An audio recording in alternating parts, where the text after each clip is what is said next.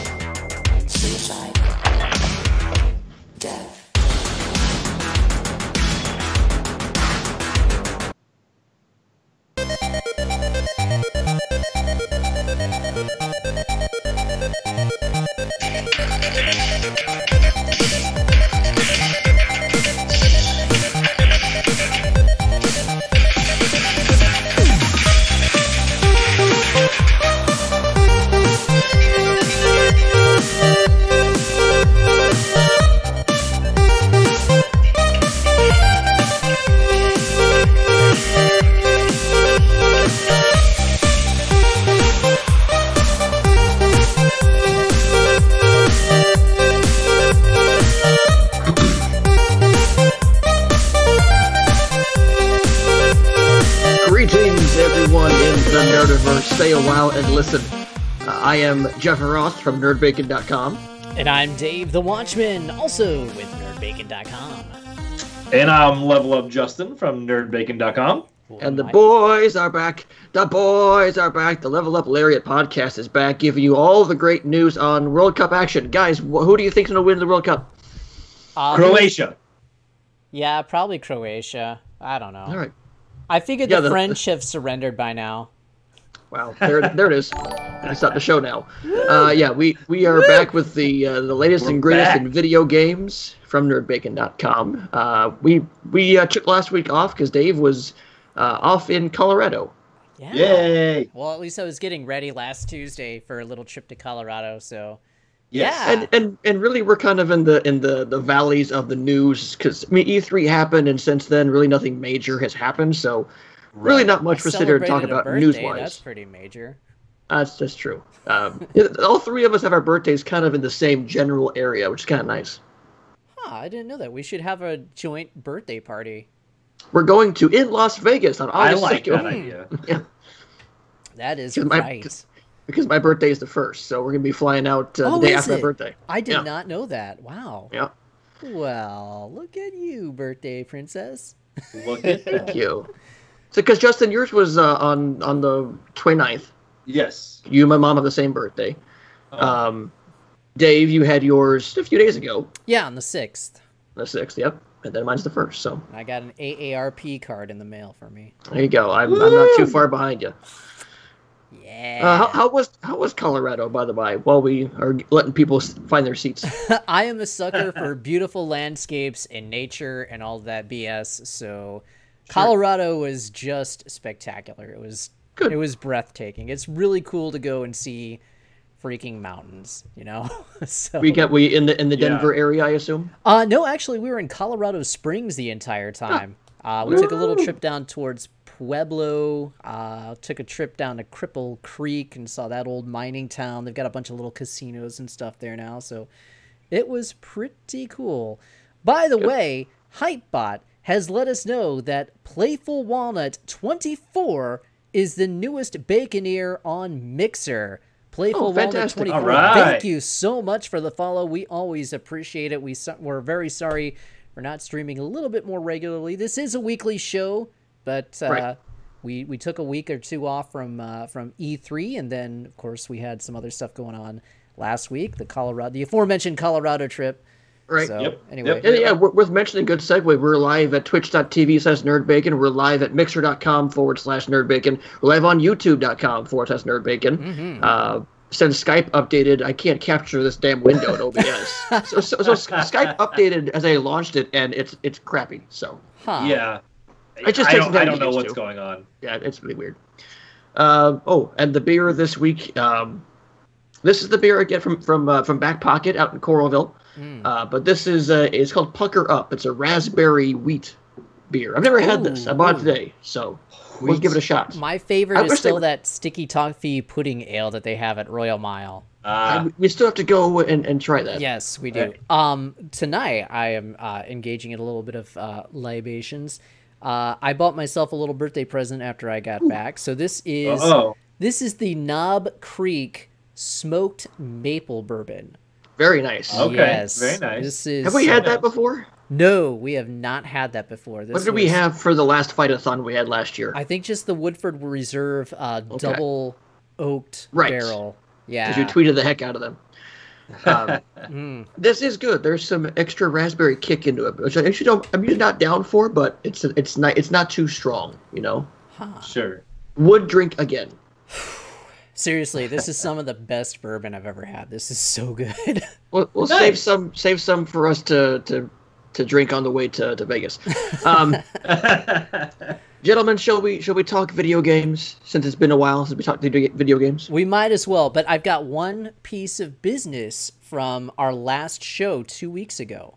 Sure. Now, you guys thought I was going to... Justin, you're wearing an Overwatch shirt, aren't you? I am. Look at you. That's nice. That's a baseball tee, isn't it? It is. Son of a gun. Well, it's short sleeve, but yeah. That's all right. Yeah. That's cool. All right, anyway, one piece of business. You thought I was going to forget 2 He weeks didn't do it. He didn't forget. I didn't forget. Crap, gotta You cancel guys, this week's show from too. our E3 Predictathon challenge, you both tied, so we have to have a tiebreaker now. Yeah, we tied at 1. You tied at 1. This was a weird E3. So, with bad that E3. being said, I pledged, Playful Walnut 24 is asking, don't know if you all can see the chat. We can see the chat. Woo! Thank you to Restream.io. We can see all chats at once. We're like the Eye of Sauron over here. That's but right. Playful Walnut 24 says, don't know if y'all can see the chat, but have either one of you been to NOLA/New Orleans, Louisiana? I personally have not. My family has, but I was not on that trip. They routed out of, I think they went to San Antonio, and then on the way back, weather rerouted them into Nolans. So they're in the French Quarter for a couple days while they were getting some new flights. I would love to check out nice. New Orleans. Next Yeah, time same here. WrestleMania is in New Orleans, I think we should go. I Yeah. think that would be awesome. That'd be cool. Well, it just happened, so I maybe know, a few so we got a years. couple Might be of a- years left, but yeah. I would much rather go to New Orleans than I would like any place in California right now. I wouldn't mind going to LA just for like Maybe for like an E3 length of time. Yeah, I would go to LA Yeah, for E3. but right. For like vacation purposes, I don't think I would want to go anywhere in California. Sure. Maybe someplace in Northern California.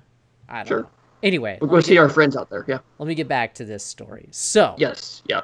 anywho, you guys tied at 1 apiece in the Predictathon challenge. So it was up to me to find out how are we going to break this tie. And I have come up.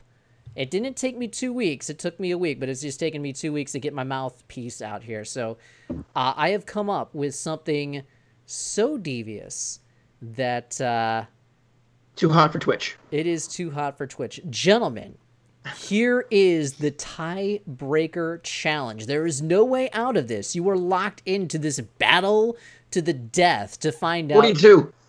What? 42. I win. No. Damn it. The challenge is Black Bear. Oh, you no. have to get the person who is closest to predicting the actual plot of Death Stranding Oh my is god. the winner. Oh my god. We I might be will give waiting you a few both. years. I will give you both since I am a nice guy. I will give you both till next week, next Tuesday night, to come up with your responses. But that is the tiebreaker. Whoever is the closest. And we're going to have, this is the beautiful thing, we're going to have to wait until late next year probably to find out who wins. I'm going to have to write this down and put it in a time capsule. And then we're going to have to go in the backyard and dig it up from the cornfield after Death Stranding comes out. Another E3 is going to pass by the time you're going to declare a winner of this one. Yeah, this is going to be a while. I'm if that game excited. even happens. I'm really excited. No, it's happening. It's happening. Okay. All right, I bogarted this enough. But I thought you'd enjoy it. Man. All right, so we'll get on that for next week, and then you can hear our predictions here next week. Good segue with the Overwatch shirt. Well, we kind of just start out because Overwatch League, the playoffs are happening right now, and I feel bad that I'm missing it. Live. Because I love you guys. Do you want to leave and go watch it? No. I'll get the updates. I'm sure. Actually, if I have the Twitch, Twitch window open, I can get my tokens in the actual game. So the league is now just recently got a multi-year deal to be on ESPN and the family of networks, Disney, ABC, and what have you. Yep. This is awesome because Overwatch esports is fun to watch.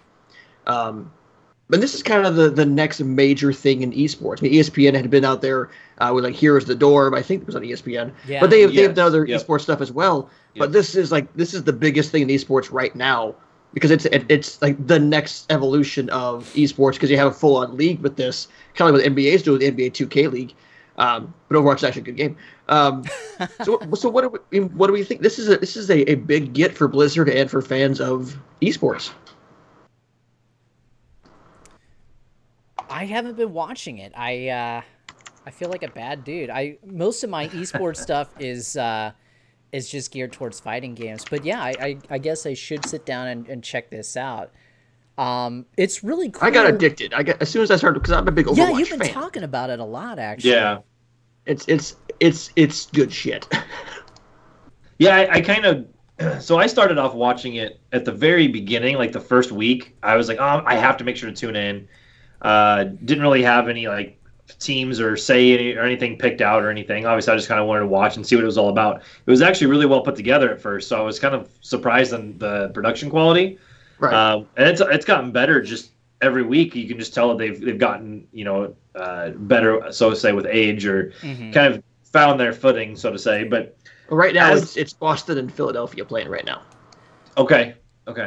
So let me ask real quick: how does it compare to something like a Street Fighter E-League or something like that? Because that's what I'm most used to watching. So usually a bunch of like the Street Fighter stuff, like the Capcom Pro Tour and what have you, they do their events like over a weekend throughout the year. This has been happening since end of last year. This has been a full-on pro sports season. This is basically the NFL for esports, except it's people don't hate this as much. It's kind of they do it in like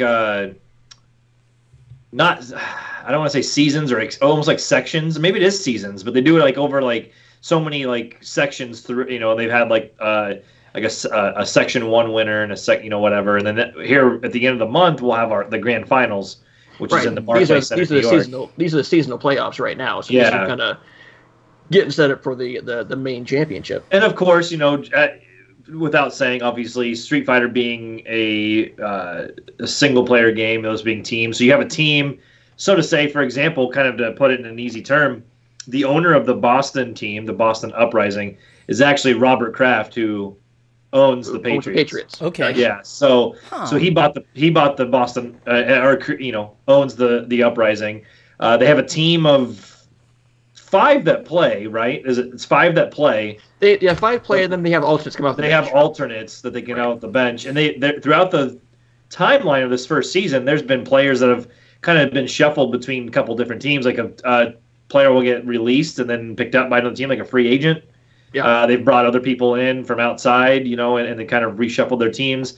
Same thing as the game, as the meta's changed, and they've introduced patches or even characters, so to say. They've kind of had to alternate, and they've had different players that'll fill in and do different things. So essentially, it's kind of a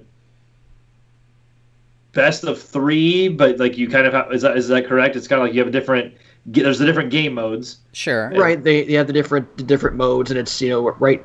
Some are best of 3, some are best of 5. I think they're best of 5 for playoffs. Okay, so essentially they play, and then it's set up really cool. They have each team on each side of the stage, and an audience in front of them, and the audience actually is pretty rabid for the most part. Even Jeff showing signs that has his name out there in the crowd. So I know they're saying nerf Jeff. They must have been watching me play because they want to keep nerfing Jeff. And then and like I said, the Overwatch Grand Finals at the Barclays Center sold out. Yeah. So it's been a pretty big deal. It's been really successful. Millions of people watching it weekly, and it happens over the course of a few days. So it's like Wednesday through Friday or Saturday, right? Mm-hmm. Right. And if Blizzard, look, Blizzard goes all out on this sort of stuff, whether it's the StarCraft tournaments or the WoW tournaments, the Hearthstone World Championships. They go all in on this stuff, and you can tell the production value is top notch on this sort of stuff.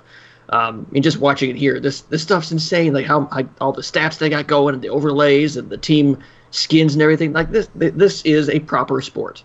Yeah. As opposed to a Street Fighter thing where it's individual players. Sure. Who just kind of gain. It's kind of like watching tennis in a way. If you're watching because you kind of get or golf. They have a team store. You accrue points, kind of thing. Yeah, they have a team store, so like you could go on, and Jeff is a Houston fan, I believe it is. Correct. And then I've chosen the London team for whatever reason. I think it's just because of their colors or whatever. I didn't really know anybody on the team, but I was like, whatever, I'll just pick the London team. And you can go out and buy their gear. You can buy jerseys and hats and skins in the game. And they've really done a really good job of kind of showcasing the league. So it's and now they're going to be on ESPN. Yeah, it's going to ESPN right now. What was it on before? Right now it's just kind of it's basically on Twitch, and there are various ways that you can watch it on there. So essentially, they had a streaming deal with Twitch, right? And that will not be affected by this deal. Okay, so at least for the end of the season. I don't know about going forward, but it's not going to be affected at least through the end of the season. But yeah, starting tonight. It was announced this morning. And starting tonight, it's on ESPN or ESPN2, whatever it is. They'll have some on Disney XD, and then ABC it will show some, and different networks. So this brings up a really good point, because now last year we were watching the Smash 4 finals at Evo, and we were on Disney XD. Yeah, and esports are now becoming a lot more mainstream than they used to be, and I guess more widely accepted, more mainstream. Do you think that esports right now, do you think that we're getting too big with this? Do you think we're leaning too heavily into competitive sports, kind of missing out on those games like a Bethesda-style game, a single-player game? Or is this just the next progression? I think it's the next progression. It feels like it's taking baby steps to me. There hasn't been that one singular moment where you feel, okay, esports has arrived. It feels like everybody is just kind of testing the waters and seeing what they can do with esports.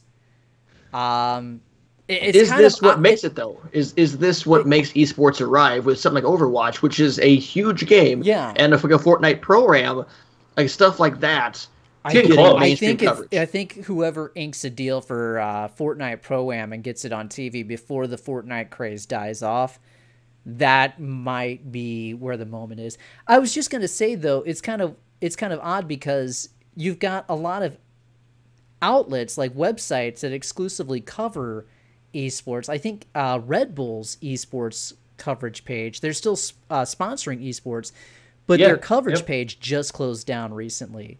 So while esports is expanding still, it's kind of weird that no website has found the formula yet for how to cover esports, because you would think that appetite for esports coverage would still be expanding as esports as a whole expands, and it seems to be contracting. So and for every big league, for every big league, there are about 5 or 6 smaller tournaments. For every major tournament, there are like regional tournaments they can cover as well. But I wonder if there's just not enough manpower or woman power to go around and cover all this sort of stuff. And can a website survive on all this? I mean, Compete just shut down recently, which was with Gawker with the Kotaku people, and then Compete has now just been absorbed by Kotaku because they couldn't support Compete on its own.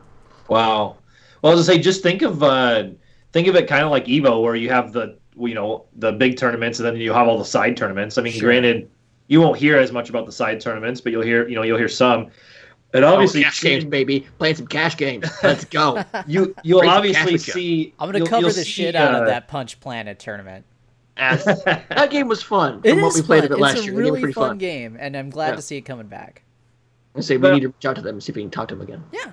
The only thing I would say is you're seeing a website or in a network like ESPN, because ESPN now has an esports section on their website. So I think it's just like Dave said, it's kind of baby steps. And we might be getting into something now. Like this might be the turning point. This moment here today, this moment could be the turning point. The reason I say that too is because I did tune in a little bit to the Street Fighter E-League that was on. It's been on TBS, I think it was. Sure. And kind of watched that, but I never got and some of the best players in the world were on that. Just when I watched it, not that long ago, but I never got the feeling like I feel like this could be a big thing. Like this could be something. This is, Overwatch. Its popularity is, while fighting games are worldwide as well, Overwatch's popularity is stretched worldwide, like only Blizzard can do it. Right. Just the same that they did with like World of Warcraft, StarCraft, all that good stuff. Like Overwatch's reach is so big that the popularity just is continuing, and we may not hear about it a la like a Fortnite. Right. It's not like this flash in the pan like Fortnite. It's very sustained still. It's been very sustained.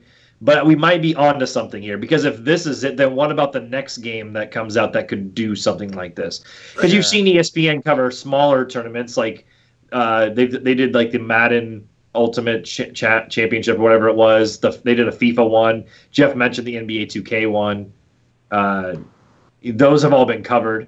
Evo will be. I've seen Evo in the years past on ESPN2, on Disney XD, those kind of things. I wouldn't be, again, this year, I would imagine it's going to be on something like that as well. Yep. The fact that not only is there a streaming deal with Overwatch League on Twitch, which, again, that could just be done at the end of the season, I'm not sure, but the fact that they've picked this up for a multi-year deal, I mean, it obviously says they got something going. Yeah. Well, it's a good sign. And it helps that Overwatch is a damn good game. Like Overwatch, it's the only shooter that I like. Take it on its own. I know, like, there's no such thing as the perfect game. I get it.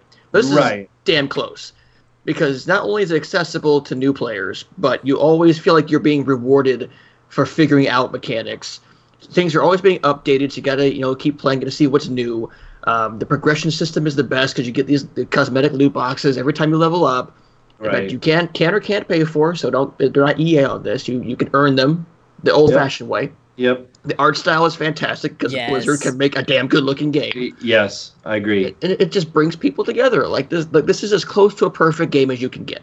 I thought it was interesting. I was reading I think the Undisputed Street Fighter book recently, and I've always really liked the Overwatch characters, because to me, Overwatch always felt like the Street Fighter 2 of shooters, and I really liked the character designs, and I was like, man, they just remind me of Street Fighter designs and how they have this instant recognizability. Turns out a lot of artists who worked on some of the Street Fighter games did the character artwork for Overwatch. So that's why. Oh, very cool. Yeah. Pretty good. Yeah, I mean, even someone like myself who I haven't jumped into Overwatch, and I'd be safe to say over a year, maybe a year and a half. And I've watched the league, and I want to jump back in. I've been talking about it with my wife like crazy over the last week, especially. Just like, hey, I should get Overwatch. I should get back into Overwatch. I can play Overwatch. But I recognize any of the characters. I'll see somebody go, I recognize who it is. And like we said, then you get into the teams. I mean, you're not having as recognizable team players yet. You have some names that if you really follow the league, you might know, but like there's nobody that you're like, oh, that's the LeBron James or the Michael Jordan or the Kobe Bryant or the Shaquille O'Neal of that league or they all play for NYXL. Joe Jackson. Yeah, that's true. I will say that the New York team, NYXL is super stacked. I think that's a way to it too. Is you're not only you're trying to find a player like you would in a fighting game tournament to kind of be a fan of, but you're finding out about a whole team who represent a city. Obviously they're not from that city because nobody out of London is. They're all from at least Korea or Asian of some sort. So they're kind of like in the NFL where they kind of pay people to live in their city. Do you think esports is ever going to be taken seriously? Because sports relies on that human factor, the athletic factor, which you just don't have in esports because everything is virtual. They're all playing, some are better players than others, but they're all playing with the same rules. Whereas when you're playing actual sports, we're not all built the same. Right. I think it's going to be taken more seriously the more exposure it gets and the more mainstream coverage that it gets, the more ESPN, ABC stuff it gets. People will go, oh, okay, this is a real thing that people will spend their whole lives on. And the more you learn about the players and the coaches and what it takes to put this thing together and the time and the effort to put this thing on and be good at this, I think it will be taken seriously. Yeah, I agree with that. And I was reading an article today after I submitted the article about this, and I was like, hey, there's an article out there, and I can't remember exactly where I found it, and it was talking about how Overwatch players train and the amount of time that they spend. And the one thing that is unique with any team sport is obviously there's a revolving door of people that can play. But when it comes to an esport, that revolving door kind of opens up to a wider audience because you don't necessarily have to be physically fit to play. Yeah. You have to just be able to have the hand-eye coordination, the ability to make those decisions and whatnot. But the way I look at it is this: if everybody could do it, then it couldn't be a sport in that sense, and that's why it's called an e-sport, not a sport. So like I get there's no physical aspect to it, but on the same aspect, like obviously none of us are on a team for whatever reason. So you still have to train your body. You still have to get that hand-eye coordination. You need to be able to make your reads and train your eyes and your mind to read these maps or what's the and use your mind to figure out what your counters for this and what I need to do in this situation. So there are it's very mental as far as this goes, which you can say about the actual physical sports as well. I mean I can only imagine the mental wherewithal you have to play pro football, pro baseball, for example. It's always been said for years that one of the hardest things to do in sport is to hit a 100 miles per hour fastball or to hit a curveball. Yeah. For example, I get it. Someone that I've went up against pitchers in my youth that I've thrown that fast, and it's tough. I can get the mental wherewithal, but like I said, I'm not over here playing professional Overwatch either. So there's that mental ability. So it's kind of unique. Wearing because the damn shirt. That's true. But I was going to mention another game that has always had tournaments. Mm-hmm. And had MLG or Major League Gaming, whatever, like events, but they've never really struck gold like Overwatch is doing, even at its young age. And that was Halo. Look at Halo, the amount of years, and you've never seen that because, I mean, Overwatch just strikes a chord with so many more people because, like Jeff said, it's just so easy to pick up and play. I think it's because of the characters and the different abilities of those characters. Yeah. So people are able to latch onto that a little bit more than 50 Master Chiefs running around. You still have your nameless Marines. You still have your Halo tournaments. I think the Halo World Championship was recently. They got tied that with the Gears of War tournament recently. But yeah, like you get a better sense of love of the characters, love of the game, love of the players with what you get like Overwatch, and with Blizzard's love behind it. We're thrilled. I mean, I think this is the start of something. Yeah, I think it's the start of something. Do we think that Overwatch, and this is a segue, by the way, do we think that Overwatch will ever make its way to the Nintendo Switch?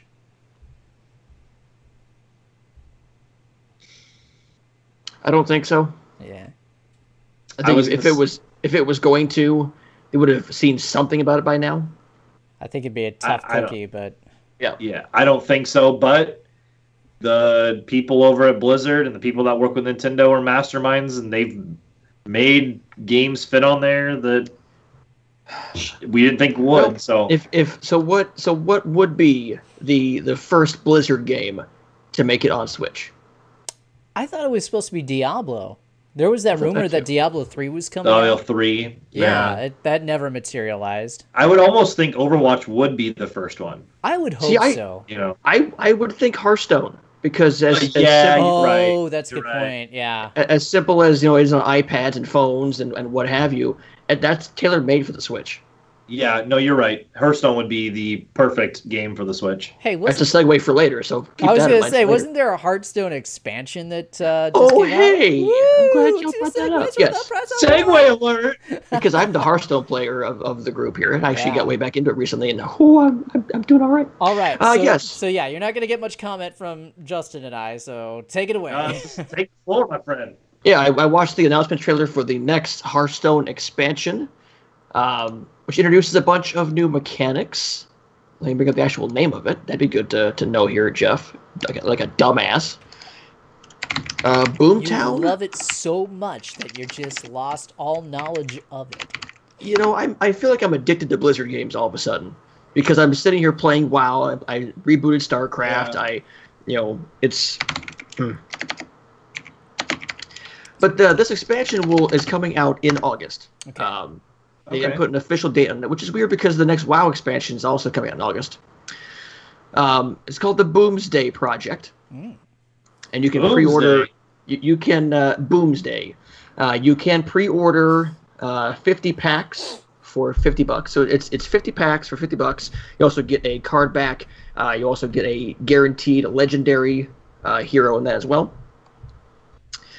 Let's see. So the idea of magnetism. So you play a minion that has magnets will attach to a mech and then buff that mech. So you could get a +2/+2 on an already over buffed mech, which is kind of neat. So cards will attach to other cards. You also have projects, which will buff you and your opponent. So kind of a game-wide spell on that. They had some interesting things coming out in that. That's coming out in August. I'm excited for that because I like playing Hearthstone a whole lot. I have a love.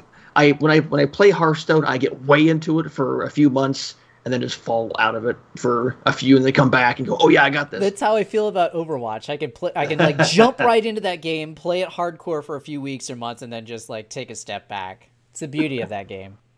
Let me get the announcement trailer.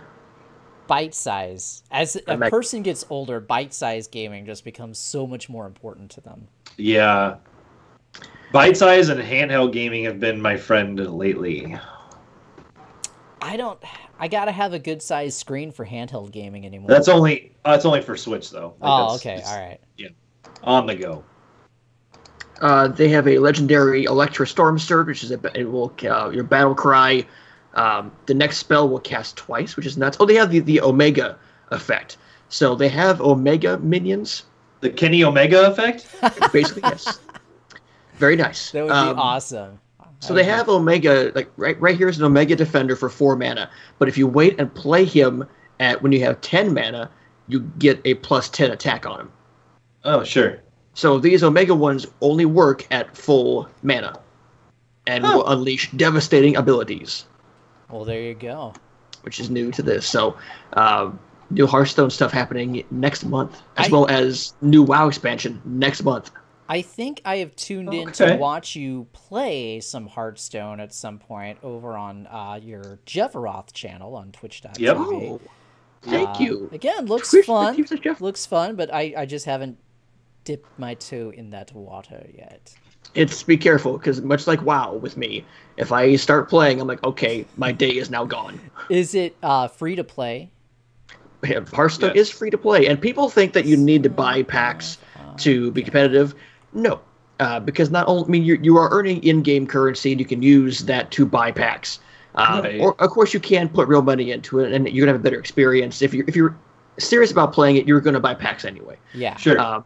But you can buy a pack with 100 gold, and you get 10 to 20 every few games. So you're gonna get up there at some point. Or you can craft them if you have the right dust for it. So there are ways to get them. Yeah, I played it a little bit on my phone back 2015, 16, something like that, whenever it first came out. And yeah, it's addicting. Played it a lot, like on my lunch hour and stuff like that during work before I moved back here. And yeah, it's fun. Is it just weird that that Blizzard, and I feel like I'm really putting them over because I am. Hopefully they hire me, but like they set the bar for all of these genres. They're setting the bar for character first-person shooters with Overwatch. Sure. They're setting the bar with card games with Hearthstone, because you're seeing games like Gwent come out. I love Gwent because I love The Witcher. And you're seeing games like the Elder Scrolls Legends come out, kind of try and copy that. And Hearthstone is a better version of Magic the Gathering, which has been an institution for decades. Right, sure. They took over, the hack and slash Diablo point and click. That they set the bar with that. Yeah. They are still the best MMO in the market with World of Warcraft. That's still the gold standard MMO. Yeah, right. And I think still a lot of people. Best RTS with StarCraft. Yeah, right. It's just weird. Like they just need a fighting game now. Yeah, and I'll say with and having Overwatch, and especially when it first came out, not having that team deathmatch mode, and the fact that it was still resonated so much. Just boggles my mind. As someone who plays first-person shooters quite a bit, like I look at that and I'm like, man, there's just all objective-based. And I remember playing it when it first came out and getting so frustrated because people just did not play the objective. And I mean, obviously people understand it now, but sure, yeah, that just is crazy. They take chances. They're kind of like the Apple of gaming, where they take existing ideas and mesh them together to make magic. Yeah, and don't forget they have that Heroes of the Storm, that MOBA. Yeah, and I still think that's not as big. That's the one that they didn't overtake League of Legends, but there's still a good player base there. I say I prefer Heroes of the Storm just because I'm not a huge MOBA player, and that community can be toxic as shit. And I'm not going to touch League of Legends ever again. Yoda's too complicated for me right now, so Heroes of the Storm is perfect for someone like me. Yeah, I've never played Heroes of the Storm. I'll say Dota was way too complicated when I was like, I don't have time for this, and especially now. And then I tried League of Legends a couple years ago, and I played like a week, and I was like, all right, I get it, but it's not my thing. I'm cool. So all right, let's take off of Dave's segue here, since I stole some thunder. That's okay. Segue alert. He mentioned the Nintendo Switch and how Nintendo is still making waves in 2018 because according to Nintendo, they're not done revealing all their games this year. You talking about the Nintendo Switch? Sure am, guys. The Switch is still alive and well, even kind of floundering a bit in the stock market, let's say. But we may not be done seeing big Nintendo games this year. I hope not. Yeah, I mean. I'm not super against what we've got going on here. There's still plenty of games that are coming out that I'm into and I'm good with. But there's a few games that I was like, wow, they didn't talk about Yoshi, for example, and I don't think that's out this year. Right, and you don't hear about it, and I don't think it is either. But you know what I mean? It's kind of interesting to hear them say, well, our 2018's not done being announced yet, and I'm kind of so what else? So this week is Octopath Traveler and Captain Toad. Yep. They got Sonic Mania Plus coming out. I think I'm picking up Octopath. That's birthday present number 2 for me. All right. I think I'm going to pick up Sonic Mania Plus because they got that reversible cover. That's the Genesis cover. Oh yeah. That I really want. Sonic Mania was a good game. And it's $30. So that's 30, and then Captain Toad is 40. So I might just get both of those. Sonic Mania Plus. I was reading kind of just glanced at a review, and it, from what I'm gathering, it's just Sonic Mania with more Sonic, essentially, right? More stuff. Yeah, great. I didn't play Mania, so I'm happy. Oh yeah, but Mania got Mania got a really good review, and it has gotten good, a lot of love. So I can't imagine that Plus would be any worse, So I had some drinks and bought that as a download title. Yeah, it's great. Hey, I did the same thing. I had some drinks and I bought Luminous Remastered for $15. So nice. Check you out. out. Luminous on my Switch. So I had some water while feeding my daughter some milk, and I bought Hollow Knight. There you go. That's a great story. As far as Nintendo being done, whether or not they're done announcing their 2018 lineup, I'm sure they've got a few smaller games, but as far as their larger stuff, I think that's already out. That's in the can. I would think so too, right? To me, the big question is, will Smash be delayed? Because I worry about them putting it in that December time slot. If I were Nintendo, I would want it out before Black Friday. So I'd say, all right, Smash, you're October. Pokemon, you're going to lead the charge in November. And then, all right, we're going to put Super Mario Party out in December, and that'll be like the final thing right before Christmas. Sure. Yeah. So when's Pokemon coming out? Pokemon's out in November, so it's that weekend before Black Friday. So that's like the prime... that's smart. That's Nintendo. Well, because that's the thing is Pokemon's going to sell really well because even though this may be a little, I don't want to say a dumbed down version, but from everything that we've seen and I've heard, it's kind of a even more of a baby's first game, kind of like how Pokemon's considered like a baby's first RPG. So it still is really cool. Plus, it gets people back into Pokemon Go. So that's already gotten started, and people are playing that more now. So having that out before Black Friday and the sales is going to be awesome. And like I said, they're selling the Pikachu and the Eevee edition. Yeah. So you got to think if they're both $60 a pop, there are people out there that buy them both. So then you got both those that go. I mean, that's going to be a pretty good seller. I would imagine. I think if it was a completely from the ground up brand new Smash game, it would be before Black Friday. But because this is basically 4.5. Maybe that's kind of a 4.75. I think it has to do more with maybe some of the new mechanics. They need to make sure that those are balanced well, although they've never really cared that much about balancing. And then I want to say that they're worried that the online component is not going to be ready. Yes, I think so too. I am really thinking Nintendo Online is going to be dog meat, personally. I think so too. Do you really think Nintendo... Okay, that's the next question then, and I'll pose it to you guys and the chat, so feel free to just jump in. Yeah. Do you think Nintendo Online hits its date? In September? That's a great question. I'm going to say no because we've not heard jack shit about it. You're right. I don't think so either. Middle of July. 2 months away. Yeah. We're like a month and a half away from it. I don't know. Because you could get people already starting to like kind of get in, subscribe. Yeah. And all that. And for a paid service like that to not know anything 2 months out, I think that's... Yeah. I think there's warning signs. Yes. Right. And still having, lag issues with Mario Tennis. I'm just... It's not been a, every game sort of thing, but enough where I go, do I want to pay $20 a month for this service? Yeah, I mean... Well, it's $20 a year, so that's not terrible. A year. But still... Yeah, it's pretty cheap. That's 20 extra bucks that I could have spent on a bottle of bourbon. Sure. Yeah, that's $20 that you weren't spending in the previous years because Nintendo's usually has always been online free. It's only $20 on top of my other stuff that I'm paying per year for online gaming. Sure. My $60 a year for PlayStation Plus and all that. So I think the biggest thing is they have to make sure because Smash 4's online was dog shit. Yes. So still to this, I'm sure to this day is still dog shit. Yeah. So they have to get that right before they release the biggest Smash game to date. Yeah, Dave brings up a really good point about, and us talking about whether or not the online service will hit in September. I think that's going to be a big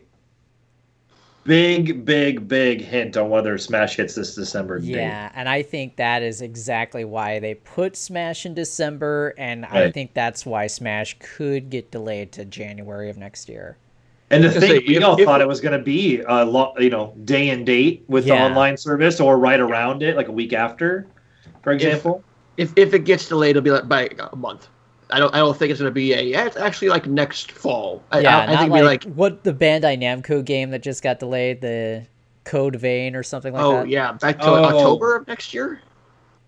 Just sometime in 2019. Okay. Oh, sure. It was supposed to be out in October this year, and then it got Thank pushed you. back to 2019. Thank you. Yep. I mean, I think Smash Ultimate is far enough along where I think Jeff's right. I don't think it would be a huge delay. I think it'd be pretty early 2019 if they do delay it. And you know what? As someone who is super excited to play Smash Brothers, because I love Smash Brothers, get it right. That's all I care. Get it right. All this being said, I'm excited for this because it is the biggest roster day. It's the biggest undertaking that Smash has had. It's the return of Snake. We get to see Ridley. We see the Inklings. This is a very ambitious game. All the returning characters that don't have Amiibo, including Snake, are going to get them as well. So if you're an Amiibo collector, I'm in for that Snake Amiibo. I hope that the Snake Amiibo is just a cardboard box. Hey, what do you guys think about Snake not having his ass in this game? I know. Have you heard about this? You haven't heard about this? So Mario can have nipples, but Snake can't have his ass. Yeah. They kind of cut his booty off. It's pretty flat. He's got a flat butt. Otacon, I just haven't been working out. I think that was it's probably a David Hayter's request. Like, hey, my ass is not that big. I don't. Maybe they'll change it. I don't know, because supposedly, Sakurai said in some Japanese interviews that the build we saw was not not even close to the final game. It was just a tournament version that they put out strictly for E3 or whatever. So. Sakurai said that people were giving up on Melee because it was too difficult. That interview. What was that for Nintendo Live or something like that? Yet we see that being like the most talked about game at the big fighting game tournaments because people freaking love this game too much. Way too much. Oh. In fairness, does anyone have the exact quote that he said? I put down the 3 quotes from that article. Okay, let me pull that up. All right. So for those who are unfamiliar, the designer, the maestro of Smash, he gave an interview recently with one of the outlets. We think it was Nintendo Live, but we could be mistaken. I'm pretty sure it was Nintendo Live. We apologize if we're mistaken. He says he believes that many players gave up on Melee because it's too technical, because they can't keep up with it. I think a lot of Melee players love Melee. No shit. But at the same time, I think a lot of players, on the other hand, gave up on Melee because it's too technical, because they can't keep up with it. And I know there were players who got tendinitis from playing and messing with the controllers so much. That really is hard on the player, and I feel like a game should really focus on what the target audience is. Here's the thing, Sakurai. Melee is an anomaly because people have stuck with it. It's natural progression to go to the newest version of a game when that newest version comes out. That's why Street Fighter 4 is not being played on tournament scenes anymore, except for small side tournaments. It should be on top of Street Fighter 5. Yeah. It's just the natural progression to go to the next game. You should be looking at why did players stay with Melee? I agree. Yeah. Yeah. I mean, the thing is again, just to kind of make sure that the Melee players out there understand, we have zero beef with you. Right. Yeah. No, I love Melee. Don't trample us, Evo. Yeah, please don't. I cherish my life right now. It's terrifying. I mean, I literally just got it as a gift, so I mean, I've been able to kind of bounce back in and play a little bit. And I mean, Melee is great. And the thing is it is fast, it is technical, and I get that. But the beauty of that game, the one thing I will say, and the beauty of watching it at Evo and other tournaments year after year after year, is they've been able to evolve a game that wasn't created for the type of competition it had. So what it started out is not what you're seeing in 2018, of course. The thing is that it's 2018. Yeah. No, you're right. We love Melee. It's time for next. Which I mean, hopefully, they obviously tried to show us Melee players playing with Smash 4 players at E3, that little tournament. There's been talk, a lot of the Melee players have been talking about, trying it out competitively because it is faster, it is quicker. Yeah. But maybe a little more technical. But, only time will tell. But at some point, you would imagine that game's got to be done. So we as continue. people who are invested and interested in the fighting game scene, we have these hopes that somehow the Melee and the modern Smash audiences will eventually be reconciled there. Do you think Nintendo cares at this point? Well, continuing with Sakurai's statement here, when you talk about audience, I don't really think too much about the audience per se. I feel like a game, at the end of the day, is about playing the game. But if we focus too much on the top-level players or the audience, then the game skews a little bit too much on the technical side. So, I mean, when the game was put out, it wasn't meant for it to be some anomaly and big competitive fighting game, player years and years later.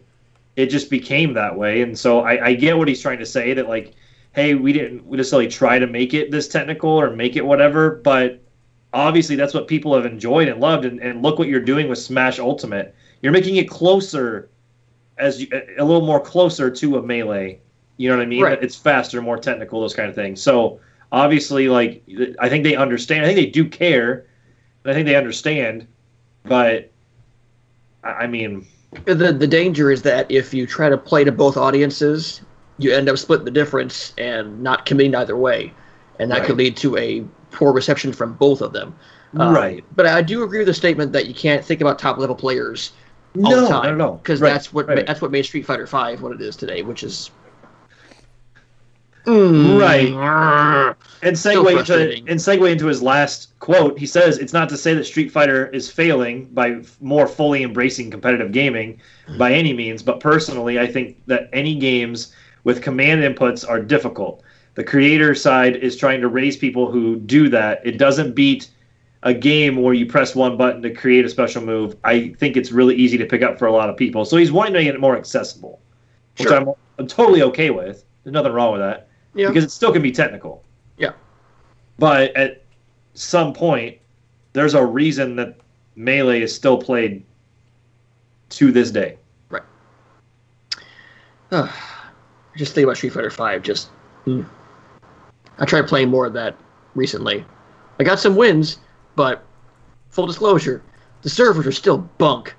Yeah. Still, I don't understand. It's Capcom. Oh. Maybe Nintendo's running their servers. Probably. I still want to get a Season 3 pass, but I'll wait now to talk to you guys.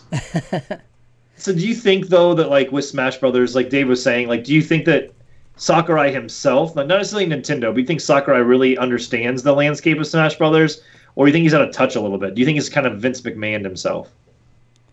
I think there could be some of that going on. But again, Nintendo was at EVO last year, so I think that they are doing a little bit to listen to what the audience is saying. So yeah, and they made ARMS, which it was not a technical fighter, but that is a they at least want to appeal to the fighting game community. They made that. They got the Pocket Tournament Deluxe.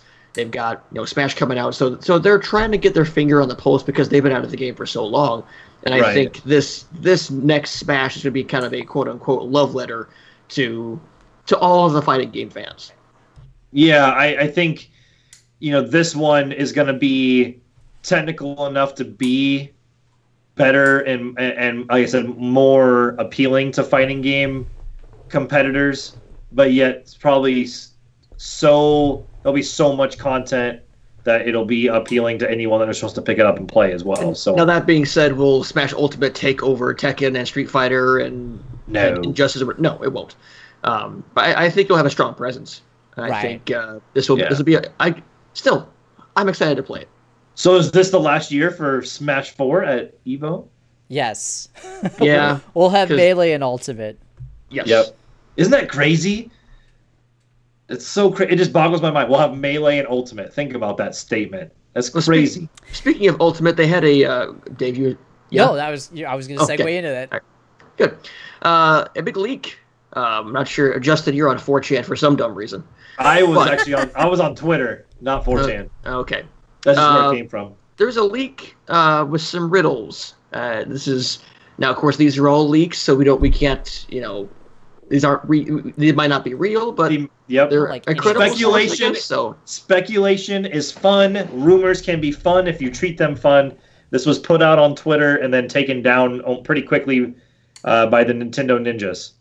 So what we're seeing here is that they have riddles. They have a picture of a king, so we think that's King K. Rool from the Donkey Kong Country series. Yep. Essentially, there's code words or riddle words, and each of these are month into month. So you'll see it like there'll be 2 in some month and 1 in another. Gotcha. So they have a king and a ponytail. So King K. Rool and Dixie Kong are what we're thinking. Yeah. That was rumored to be at the end of this month. Right. Or later. The old man is a rumor to be Tekken's Heihachi, which will be revealed during EVO in August. Dude, that'd be sick if they put Heihachi in That would Smash be cool. Bros. That's one of those things that's so weird that it just sounds impossible, but really possible at the same time. Ryu's But there. So. I'll say Ryu is there, and supposedly Sakurai wanted to put him in a previous Smash Bros. Game, and for whatever reason wasn't able to get it done. And if he's really wanting to make it happen, I mean, he could do it. I am even of the thought that we could see an Echo Fighter for Ryu and have Ryu and Ken in this game, because they haven't introduced that many Echo Fighters yet. True. The Archer is what we assume to be Decidueye. I don't know how to pronounce it. It's a Pokemon. I have no idea what that is. I think you. that's Thanks a for rash. It's like a bird-looking Pokemon that shoots an arrow with its wing or something. Also a rash. The Warrior we assume to be Simon Belmont, which I think we have brought that up before. Yeah. That's Simon Belmont. And his secretary, which could be Isabella from the Animal Crossing series. Yep. And that would be kind of a... So the rumor was that the post was saying there's going to be a Smash Ultimate focused direct in October. So that could definitely play into if they want to do Simon Belmont maybe like around Halloween or something. That'd be sick, dude. Okay. November, they see a mech, so we're assuming something Xenoblade related on that. Maybe. Yeah, no idea. It's going to be Diva from Overwatch. There you go. Oh, that'd be sick. That'd be sick. Dave, you've mentioned that a couple times. Yes. Damn it if you're right. I would. You're right. I would die. If you're right. I would freaking die. If you're right, you win E3. Yes. All right. Yes. All right. No, that's gonna be it. If I'm right on that, I win E3 and the Death Stranding bet. You win E3. Yeah. So then came Rhythm, which we assume to be the Chorus Kids. Who are the Chorus Kids? They are from... Is that Elite Beat Agents? No. Oh, that would be sick. That's a game I've thought in a while. Thank you for that. Give me 1 second. I can do a quick... If you want to go ahead and keep going on. Sure. Next was Folklore, which we don't know yet. I would go on there and say it might be something to do with Animal Crossing. Perhaps, what's the dog's name that plays the guitar in the jazz shop? I can't remember his name. But it could be that. Then we saw a doll, which we assume to be Gino from Super Mario RPG. Oh, yeah, that's a good assumption. We see Prime Ribs, which we are assuming perhaps Dark Samus or Ninten. What's a Ninten? So, Ninten was in... And let me double check this one. I got an answer for you on Chorus Kids. Chorus Kids are from Rhythm Heaven. Heaven. Yes. And they were really requested in Smash 4. Ninten is one of the characters from Earthbound, and he technically is essentially the Ness character, look-alike character in the beginning of Earthbound. And when you're kind of picking your name and your favorite food, if you guys can kind of vaguely remember that. Sure. Ninten is one of the names, and his favorite food is prime rib. So that one was kind of, there's 2 of them that were posted that, in this kind of leak and reveal, and it's all speculation. So yeah, it's all really safe stuff as well. Yeah, it really is. And Dave, you actually mentioned a good point. One thing we don't see, not only through any of these, but no real mention of anything Microsoft. Yeah, because we're fairly, like, from what I've heard, I'm 99% sure that Minecraft Steve is going to be in the game, and there's going to be a Minecraft level.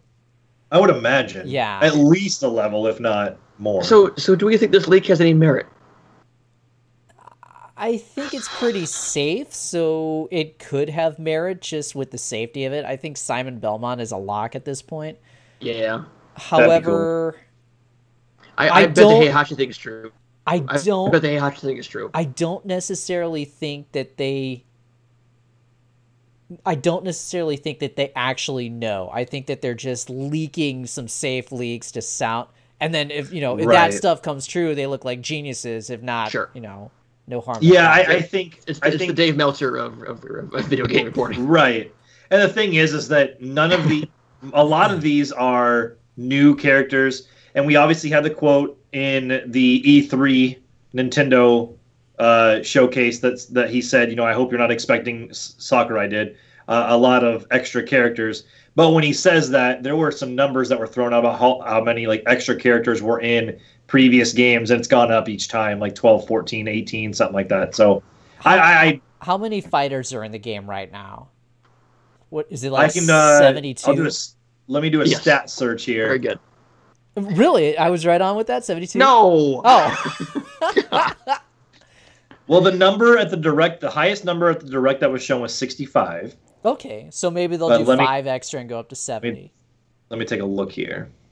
Oh, I mean, while you're looking at that number up, who do we want to see? I mean, I definitely want to see the Waluigi just to keep that part of the crowd quiet, like to appease the crowd that wants Waluigi so bad. Just do it already. Waluigi should be the end boss. Yes, he should be. I think Doc Crocky and brought up on one of my streams. Is that what if the Master Hand was just Waluigi? Right. Controlling the Master Hand. So he was in the game the entire time, and it was Waluigi controlling the Master Hand. I'd be fine with that. Yes. But I mean, if they're talking fantasy characters who, hey, probably won't be in there, but would be cool for us, I still hold that Dante would be badass to see in that. Dante would be so great. Maybe to get Dante versus the Fire Emblem characters, that'd be sick. Dante versus Bayonetta. Yeah. Dante versus Cloud. I would love to see that. But of course, that was an idea that I pitched to Square Enix. Square Enix had a survey recently, like a really comprehensive survey. Oh, yeah. You were talking about that. Tell us a little bit about that. It seems like it's really geared towards brand awareness. There were a lot of questions that were geared along the lines of, have you heard of this brand? Have you heard of this brand? Have you actually played this brand? Stuff like that. So it's like, have you heard of this brand and played it, or have you just heard of it, or have you never heard of it?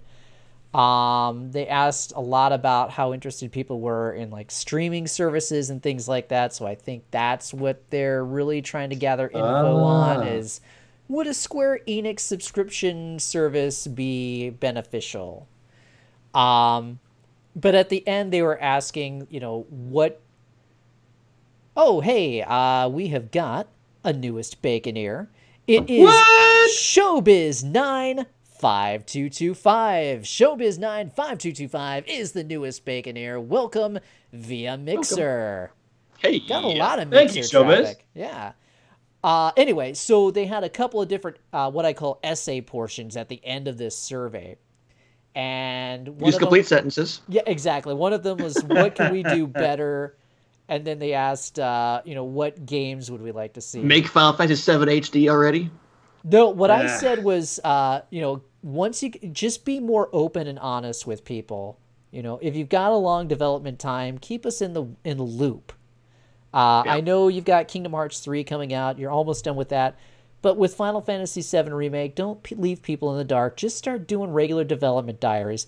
If this is taking a few years, cool. Tell us that. Just give us little updates about what you're working on with this. You don't have to keep us in the dark. Get people involved with that process, and that way you won't become, a joke like they are right now.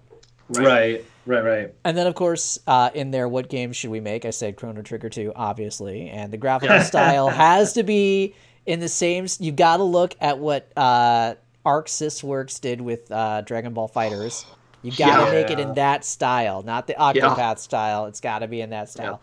And then, of course, what I was make Guys 2. Well, what I said was, you need to reach out to Capcom now that the Versus series is kind of dead, now that Marvel has killed it, you guys got to reach out and say, hey, let's do Capcom versus Square Enix. The ultimate geeky fandom fighting game showdown. I said, think of the possibilities. Chun-Li versus Lara Croft. Dante versus Cloud or Sephiroth. Stuff like that. And then I said, Capcom should do the fighting engine. Square Enix does the graphics and the sound, because that's what they're good at. And then I was even like, Yoko Shimomura, you can even get her to do the music for the game, because guess what? She did the music for Street Fighter 2, and she does a lot of music for Final Fantasy. This would be like the ultimate culmination of her career. How would the press be on that? Can you imagine the PR on it? Can you imagine all the special events? The pre-Capcom versus Square Enix concert like they did with Final Fantasy 15 with Yoko Shimomura, and then just going through all of this remix Street Fighter and Final Fantasy music.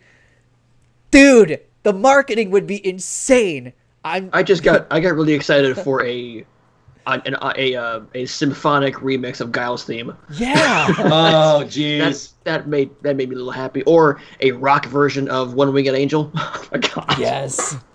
Oh my god. God. Cool. That's cool. Oh, okay. Stop, David. You're giving them good ideas. Stop. Yeah. Yes. No, I'm giving them a lot of good ideas, so hopefully they take this seriously. Well, and one thing too is I'm gonna track Ono down at Evo and be like, "Hey, here's what you need to do. You need to make this happen because of us." Yeah. I have an answer for the original question when I went back. There's 68 what characters. What are we talking about? 68 characters in Smash Bros. Just so you know. 68. Okay. 68 currently. So anyway, long story short, we're gonna get 2 extra and bring it up to 70. We're gonna get 12 and make it 80. That's what I'm just, anyway. Yes. Anyway, so you mentioned Marvel vs. Capcom and it being dead or whatever. But have you heard the rumors too about that? About it coming back? The Marvel vs. Capcom Uncanny Edition. Have you heard about this? Yeah, I heard about that. Is there anything real about this? No, I don't. I hope not. I hope not. So. Marvel vs. Capcom Infinite is fun. It's a fun game. It's a fun game. Deader than Kelsey's nuts. Okay, Jim Cornette, but I'd rather... Motherfucker. I would rather that Capcom take their fighting stuff and reboot another franchise, as opposed to giving us more Marvel vs. Capcom, which around 3, I had seizures playing 3. Because it was just too much. And the Infinite was fine. It just kind of dumbed it down a little bit, so everybody else hated it. If they could just say, let's take a break from MVC and work on, and actually I'm going to write an article about this, my 5 games that I want Capcom to look into now that MVC is biting the dust a little bit. Have a good night, Showbiz 95225. Thanks for joining in. Thank you. But I mean, a lot of the backlash that game got, not only being a little bit more, not necessarily dumbed down, but a little bit easier, but was also the art style, and kind of like a lot of that was really wonky and they cut the roster by so much too. Right, they none really of the X-Men being in it, But if this Uncanny thing is real, you could see that change, and I think that's X-Men related right there. So exactly, the thing is, if it is legitimate, it's not, and it's probably not. But if it is, that series still has a lot of popularity and has a lot of legs to it. For sure. But like you said, there are some really cool dormant franchises out there that they could reach in and really show us something cool. And Capcom needs a hit right now with what Street Fighter V is for us non-competitive gamers, for MVC's failures. Capcom needs a hit right now. They had Monster Hunter. That was a huge hit. They've got Resident Evil 2 remake. Are we playing that right now? Monster Hunter came and went so quick. It was a huge hit for them. It was a huge hit. They need a hit in the fighting game genre right now. And Monster Hunter is getting ready to drop on PC, I think, next month, right? It is. And then Monster Hunter Generations is going to be on the Switch. See, this is why they gotta do Capcom versus Square Enix. They need to do Capcom versus Capcom. I think that would be great. If they had here's Captain Commando versus Dante, or here is Rad Spencer versus. So you just want Capcom like All-Stars.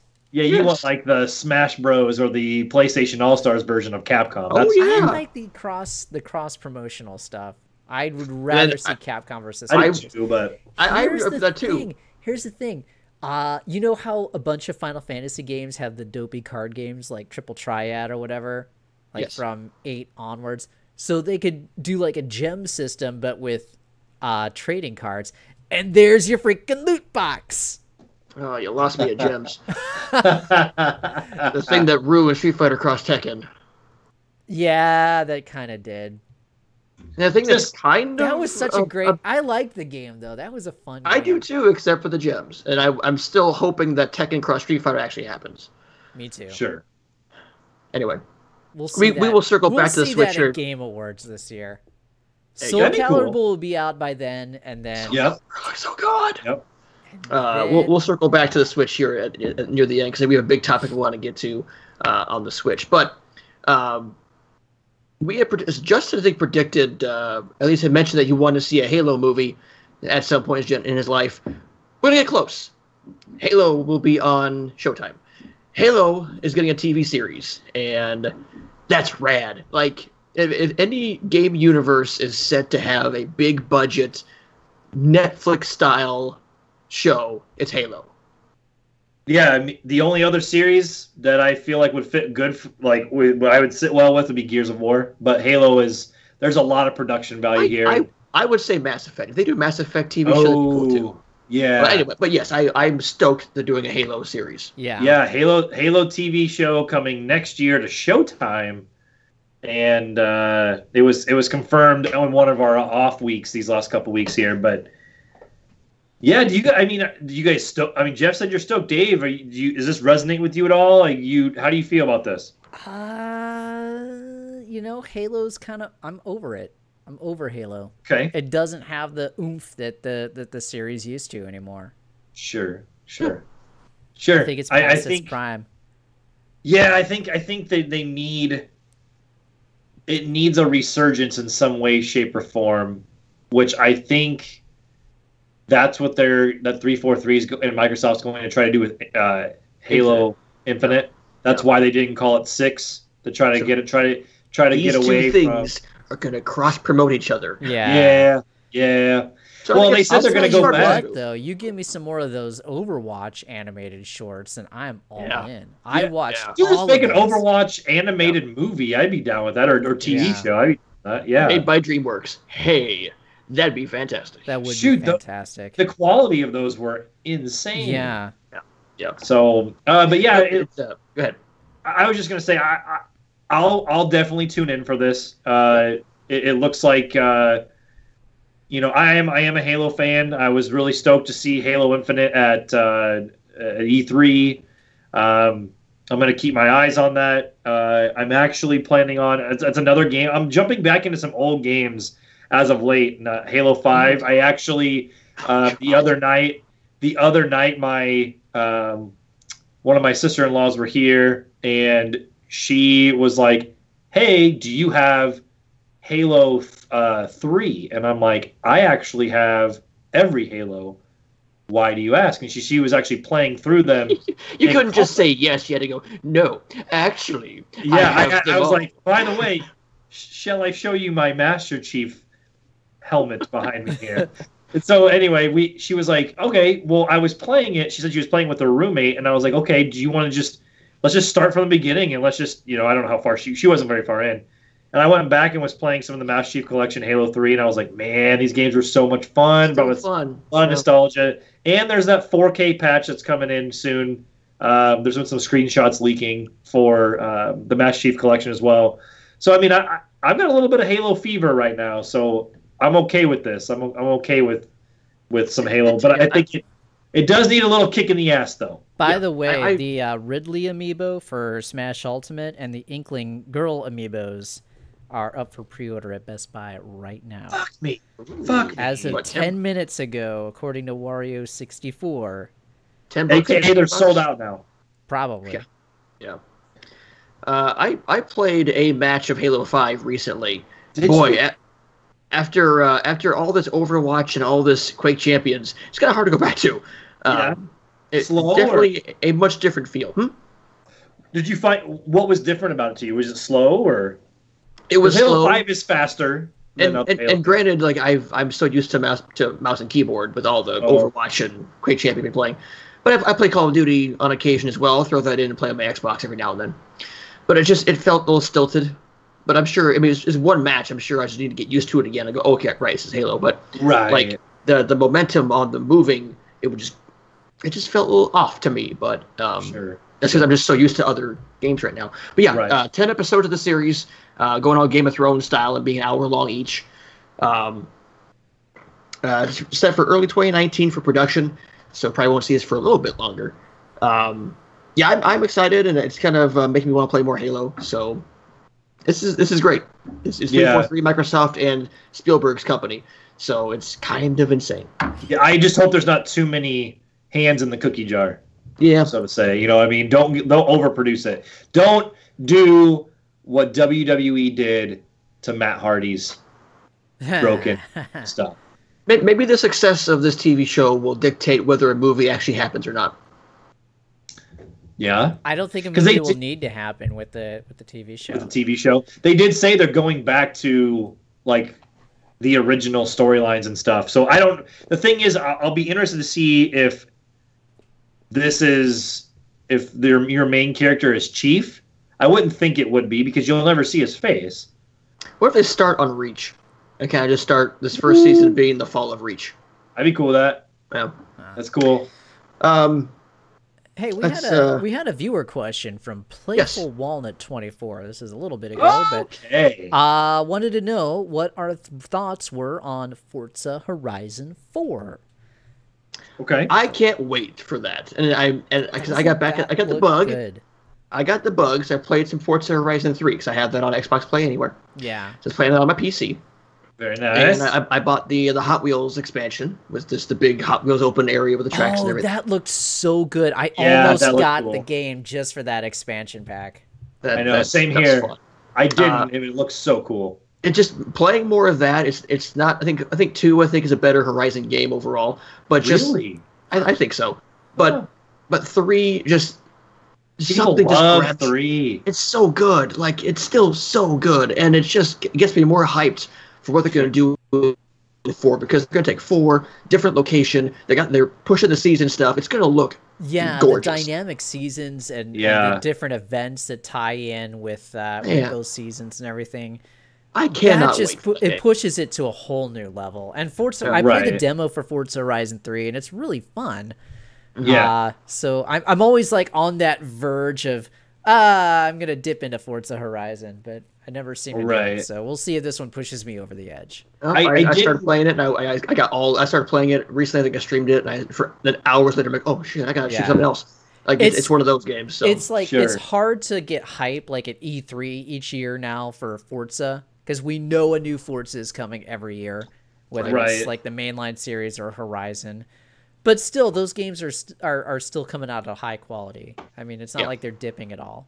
Right, so. and they had there was a little bit of news, but I didn't really get to catch much yesterday as I was in the waiting room yesterday during Xbox's Inside Xbox show yesterday. Yeah, and they did talk about Forza Horizon, and I didn't really get to see much, unfortunately, at the time. But it looks so good. It looks so good. Mm. It's crazy. I can't wait to play it on PC. It makes me want to think, should I get a 1080 already? I got a 1060, which serves me just fine. Like, should I just get a 1080? Because it's going to look gorgeous. Ugh. Sure. But no, nothing but hype for Forza Horizon 4. It's going to be great. Let's see. We're about 6 minutes left on the podcast here, so... Well, yeah, we'll so quick notes is that, hey, they teased Kratos in Fortnite Season 5. That's the crazy. Leviathan axe. That is not been confirmed, but that axe showed up. Yeah. Okay, Kratos is in this game. If they didn't tease Kratos, then it's damn close. Yeah. That's going to be awesome. Almost identical. And that's in a few days. Season 5 is in a few days, if not already. I forget. It's not out yet. We didn't talk about the main event for tonight. Yeah. Sorry. Never mind. We've got like 45 minutes left on this goddamn thing. True. So we Justin brought up this fact on Twitter, and I'm sure got some First off, it's not a fact. Justin opened his mouth on Twitter I did. It's true. Vomit fell out digitally in the form of his words. I But did. it's about what's considered one of the best games ever made, The Legend of Zelda: Breath of the Wild. I say so And- many things on Twitter, and this is the one that gets caught. Um, The Watchman's always just watching. go ahead. I'll have you lead this one since it was your mouth that got you in this mess. Just kind of thinking, man. Dave and I had talked a few months ago about me getting back into Breath of the Wild, maybe even starting from the beginning, streaming it. I've put over 50 hours into the game. Don't know the exact time, obviously, because the Switch's time counter isn't 100% accurate or whatever, but it just is, more than 50 hours. So I've got a good chunk into the game. I mean, I know the game. I haven't obviously beaten it yet or anything, but I know the game. I get it, And I kind of was, I had heard somebody else kind of talking about it, and I've heard differing opinions, and for the most part, everybody loves it. I still love the game. I just don't. My question was, is it really as good as we thought it was? Mhm. When you look back 5 years from now, 10 years from now, is it going to be as good as we thought it was? A lot of people ask that same question with like Ocarina of Time, A Link to the Past, that kind of stuff. And everybody has differing opinions. But I look back at it and I'm like, what did this game do? I loved it.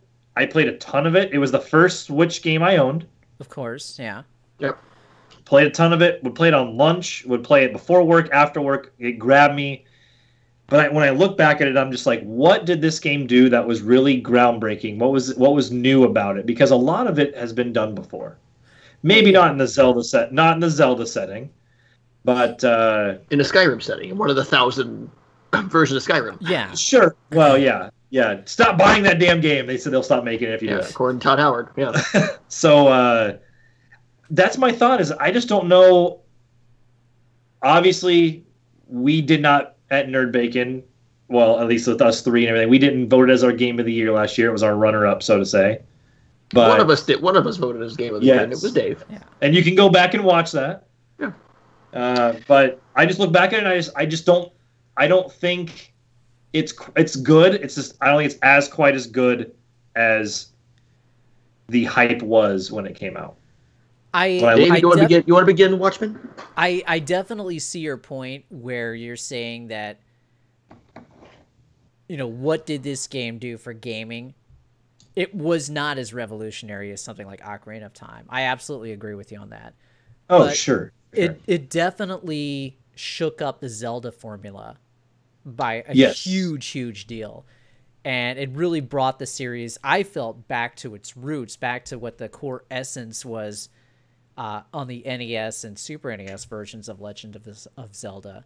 Sure. There's a lot that it did right, and the stuff that it did wrong, I don't think was really that wrong. It was just, design choices that can be improved upon. Sure. But as far as what this game does for Zelda, you got to understand, Zelda is now the flagship series for Nintendo.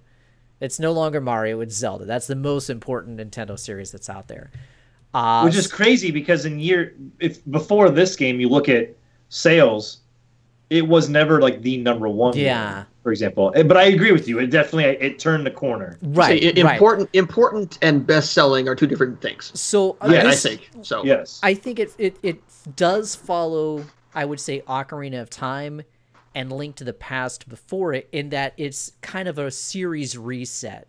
It's the new tentpole or template by which future versions are going to be constructed going forward, at least until that next shakeup that happens in the series. So I think it is, I think by that standard, it is still going to be a really important title.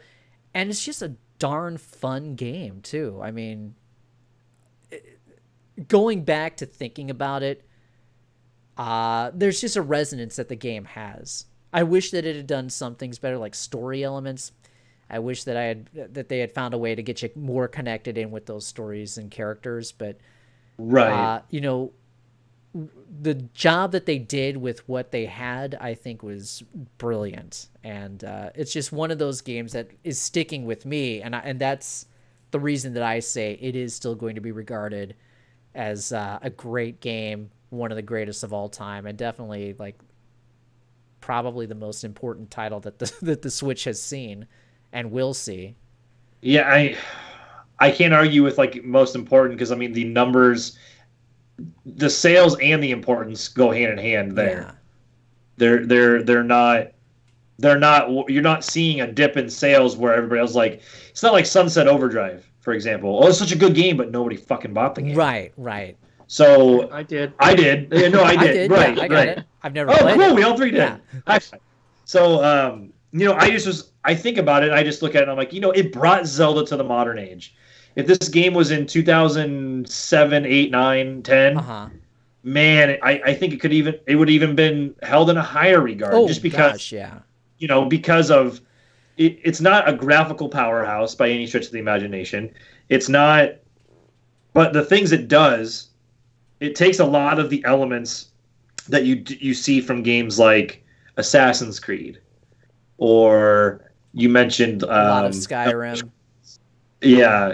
Stuff like that, you know, and it kind of just takes the best of some of that. And obviously, like, you want to climb something in Breath of the Wild, just go fucking climb it, because you can climb anything. Because after I played that game, I tried to go climb something in Horizon Zero Dawn, and it wouldn't let me climb it. So I was like, what the hell? Why can't Aloy climb? So, as hyped as I was for Horizon Zero Dawn, Zelda, you know, they both came out within a week of each other, and Zelda definitely trumped it.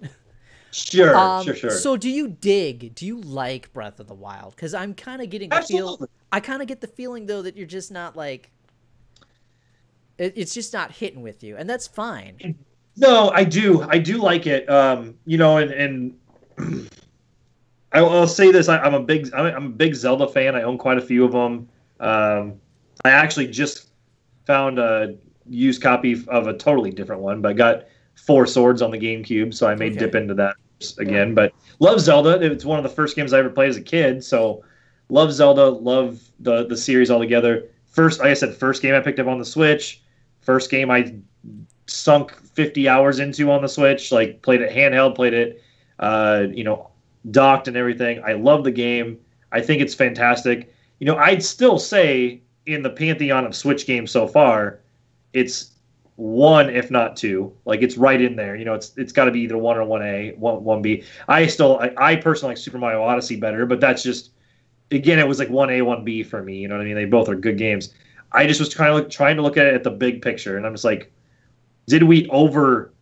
my question I was posing, and it wasn't necessarily that I was saying that for sure this is how it is. Right. My question was, did we overrate it? Did we? You know, I don't think so. Personally, I think it's got the accolades that it deserves. If I may chime in, I compare Breath of the Wild to Metal Gear Solid 5 because these were different takes on an established franchise, kind of going off in some radical directions.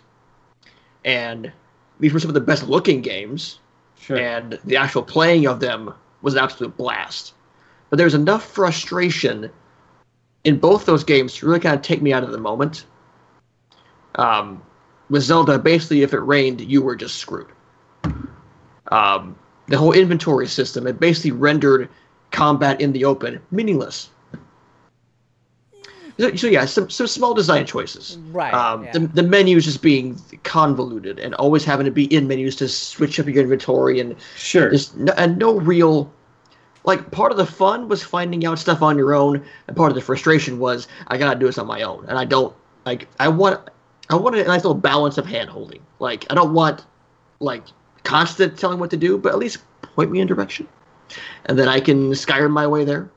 That being said, because Zelda was a launch game, that definitely puts it in that pantheon. Because this is why we still remember Mario 64. We still remember Luigi's Mansion. Yeah. We still remember the first Mario. Like, remember Halo because it was a launch game for a new system. Right. And I think with Zelda not only being a launch game for this ambitious new system, but being a damn good one, that certainly helped it on a namesake like Zelda. That's been out of the picture since Skyward Sword, which was not a great Zelda game. So it was. While there was a lot of frustration, I don't think it's not a perfect game. It's not, people would give it 10s. No, it's not. No. I would have given it a 10 personally. Woo! That's fine. a 10 game. Yeah. It's still a masterpiece. But it's. Do we overhype it? Maybe a little. I don't think so. I think it deserves all the hype that it got. Oh, it deserves the hype for sure. Can we put it as this is the best game ever made? I don't think it's the best game ever made. No, but right. it's. I think it's in my top 10 of favorite. But it games will of be all that. time. It will be what Nintendo and the Switch can hang their hat on and say, "Hey, Breath of the Wild, this is our game." Yeah, it's one of the best games that Nintendo's ever produced by far. Sure. Yeah. But now, will we say this 5 years down the road, 10 years? What's the staying power of this? We will. And that was kind of my question. I wouldn't have given it a 10 either. I probably would have been hovering right around that 9 mark for me. And I kind of agree with Dave and Jeff. I agree with you both because there was design choices that kind of took me out of the element a little bit too.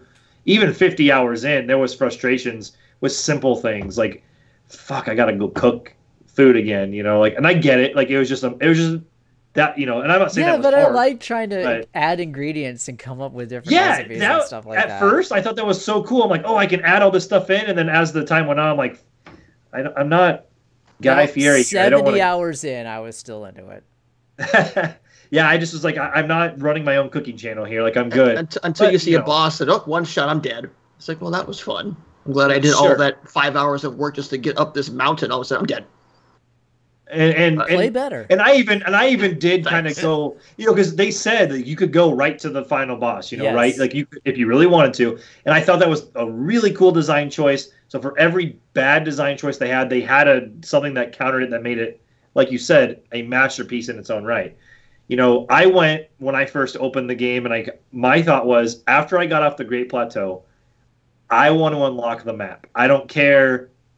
I did the first few things that you're supposed to do, and then I went and I unlocked every single tower, even the ones that made me throw my hands up in frustration because I wasn't prepped for them, right. So I wasn't prepped for it, but that part was fun, and then doing the shrines was cool, and there was a lot of cool stuff in there. I still think I'm going to go back in and play some more. Oh yeah, but I just it's going to go down as one of the best games Nintendo's ever produced. Probably the top one or first or second game on the Switch. And again, like you said, it's a launch title that even helps it out even more. Does it fall in my top 10 games of all time? I mean, give it a few more years. We'll see. Right now, I would probably put it, in that lower, fifth or lower half, but it's there. It's a fun game. I'm curious if we overdid it because we hadn't seen Zelda for so long. We'll have to do that and figure out what our 2018 top 10 list of all time is, our individual games. That's hard to do. That's a good so what would be your favorite if you took Breath of the Wild out of the equation? What's your favorite Zelda game then? Probably Link to the Past. And for me, it's the NES one, just because the importance it had on me. Because without that game, I would not be sitting here right now. That game made me a gamer, so that game will always hold a special place in my heart. That's what Breath of the Wild did so well, is it brought you back to those days of playing the original NES version, because it didn't hold your hand. You come out of a cave and here's the world. Go at it, But you had an actual map, though, at least. Had a physical map for Zelda. Sure. I didn't have to buy an Explorer's pack and give them $50 more to get this map, and I didn't buy a strategy guide. Well, granted, I didn't do it with a strategy guide. I know I didn't have to. I know I didn't have to, but I also kind of had to.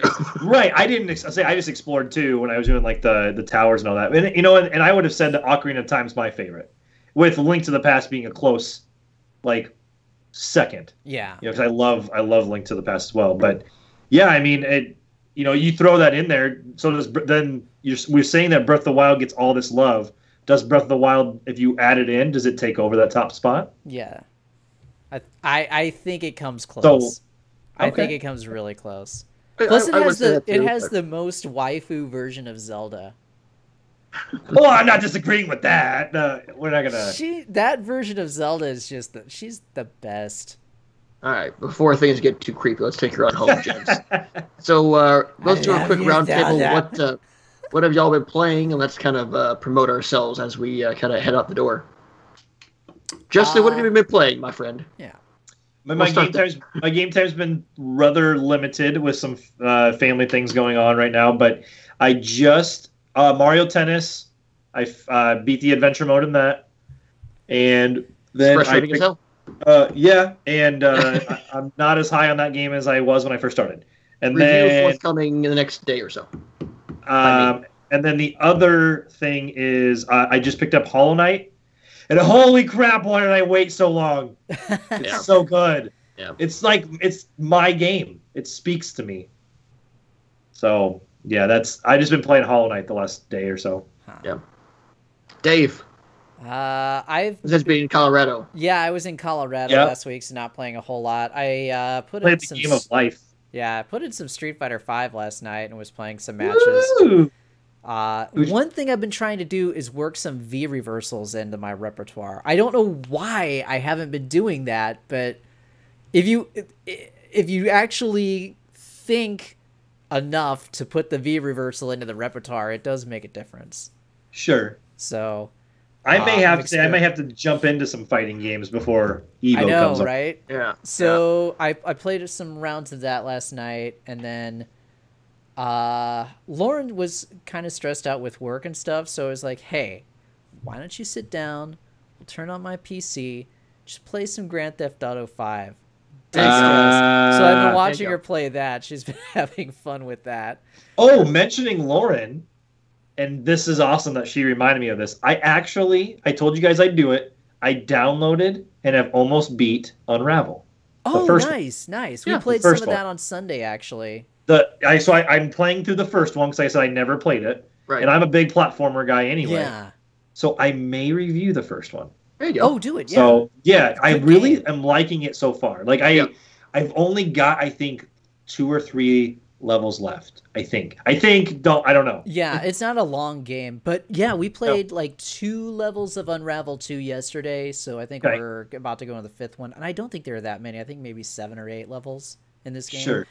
My wife is even same thing as Lauren, kind of taking a liking to it. So yeah, I love the cooperation aspects in this game, and Unravel 2. I nice. think it's just fantastic. So we played that, and then Schnapple. I think that's about all that I've played. I'm gonna pick up Octopath Traveler on Friday. Oh yeah. And then I'll pick up Captain Toad. Did anyone get hit by the Steam Summer Sale before it ended this past week?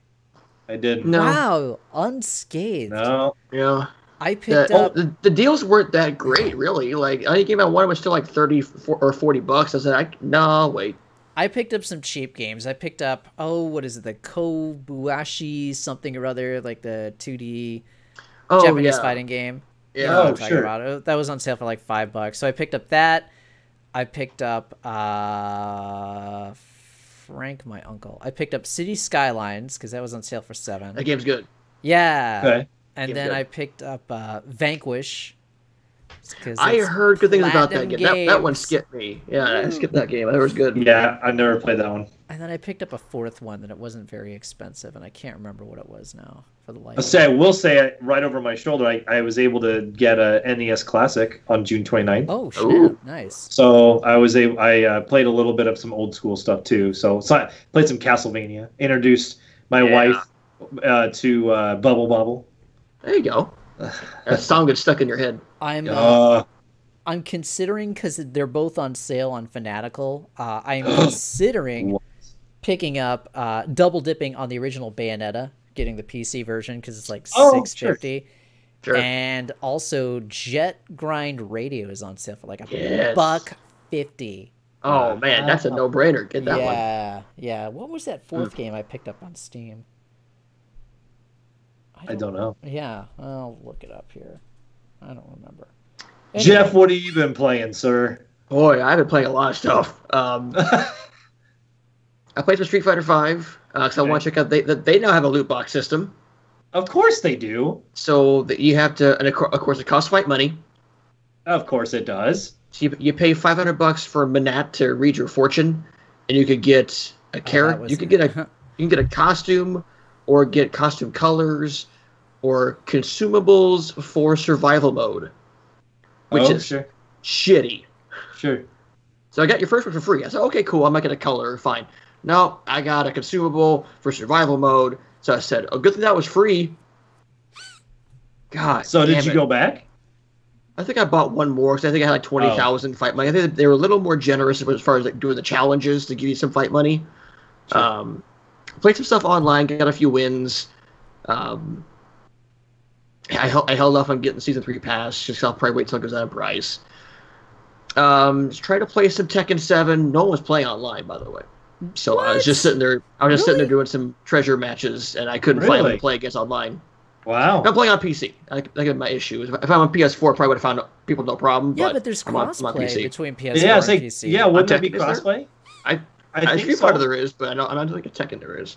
I'll look it up. There is. But I enjoyed that. Playing a lot of Blizzard games, playing a lot of Hearthstone, playing a lot of Overwatch, playing a lot of World of Warcraft. I see you were playing the World of Warcraft. Yeah, because the new expansion's coming out next month. I'm getting soaked for that. I started my Warlock in Destiny 2 as my last character. Need to level up to get him up to where I need to be. Some Mario Tennis when I could get some rounds in. Bowser Jr. is broken. Basically, Bowser Jr. is the OP character the entire game. I was not impressed with that demo. I'm sorry. The game itself is fine, and I got the review out here soon. But... Which demo are you talking about? The Mario Tennis Aces. I was really hoping that would be like the surprise hit of the summer. It's actually really fun to play with another person. Right. The adventure mode. Well, I mean, Jeff will review it, so you would see that too. My quick thoughts: adventure mode is overly. I didn't think it was that difficult. It was just tedious. It's just crappy. It's not that great, and I haven't had a ton of online issues, but it just feels really bare bones. Yeah, it does. It feels like dry bones. Been playing a lot of Luminous Remastered, that game was fantastic the first time around. It's on my Switch now. Fantastic. Splatoon 2, getting back into that a little bit when I can. Oh yeah, that's another great bite-sized game. Yeah. We still need to do one with us three playing that one. Oh yeah, that would be fun. Tekken 7 does not support crossplay. Yeah, Son of a biscuit, wow. That's what I figured. But yeah, then we're gearing up for EVO. So we'll be playing a lot of fighting games. We're going to do a fight-a-thon. I guess I'll announce it. We're going to do a fight-a-thon on Saturday the 21st. Is that when I think so. Said? That'd be great. Saturday 21st. Either on the Nerd Bacon stream or the Jeff Rusher. In some way, you'll watch us do a fight-a-thon. Stuff getting hammered out as far as details on that. But we'll all be playing some fighting games for a marathon. So we gear up for EVO, which is less than a month away. Oh, you guys. It's happening. I'm so excited. I just bought stuff. I'm excited. Hey, you know what's happening next week on this podcast? I know what's happening. We are going to devote, since it's the All-Star break coming up, next week on this podcast, next Tuesday, we are going to devote our entire podcast to talking about our favorite sports games and the impact that sports games have had on our life. We also have a special guest, Mr. Golfing Buffalo, will be joining us to give his take on some of the best sports games from his youth. Of course, he is a pretty big insider, has a lot of different connections. He joined us on the Insiders Roundtable before E3, so this will be a fun. Is he showing his face so people will see who he actually is? He will not show his face. People can't see him. Yeah, he will be behind a curtain. Behind the curtain. He will join all three of us and hang out, and we might get some other guests too. We'll see what we can do.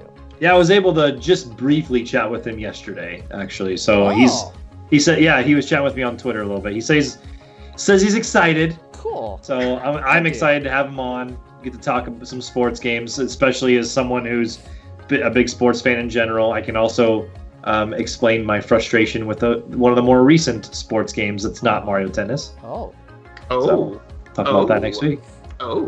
Stay tuned for that.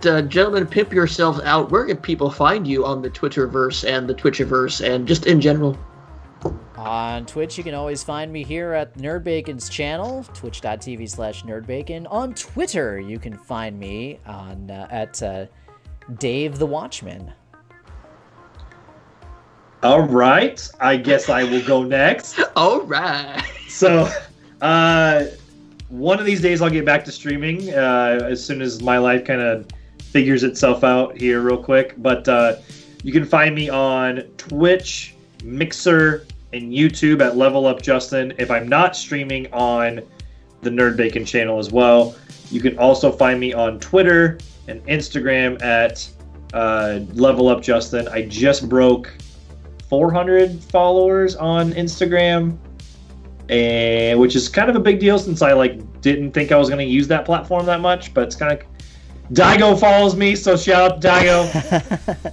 And Twitter, I just broke 100 so a week ago or whatever, so I'm growing, so just how to use the platforms more. So I'm growing. That's creepy. Yeah. You can find me on Twitter at Jeff Roth.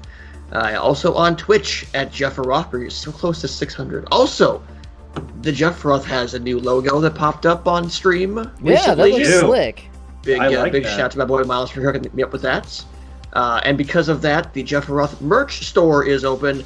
The digital gimmick table is now up and running. The links are over on my Twitch page. So shirts and iPhone cases and coffee mugs are all available over there. With my stupid face on it. It's great. It's great, you guys. This is a weird... maybe we'll see some at EVO. How great would it be someone wearing my shirt for EVO?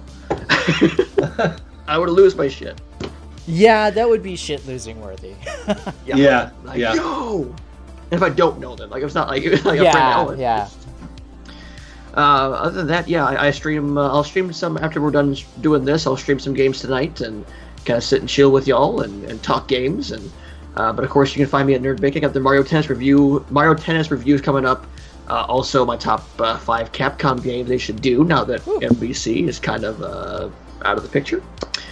And then, of course, next weekend is 2 weekends. Will be the Fight-a-thon. So much stuff happening here in Nerd Bacon. Stay tuned to all the stuff here at Mixer and Twitch and all that stuff. And Anchor for your audio needs. But most importantly, check out the website, the flagship site. Nerdbacon.com, the tastiest site for gaming on the web. So for all of us here at the Level Up Lariat podcast, I am Jeff Roth. I'm Dave the Watchman. And I'm Level Up Justin. Everybody game tasty. We will join you next week for the Sports Cast with our guest, Golfing Buffalo. Thanks for watching. See you all next week. Have a good night.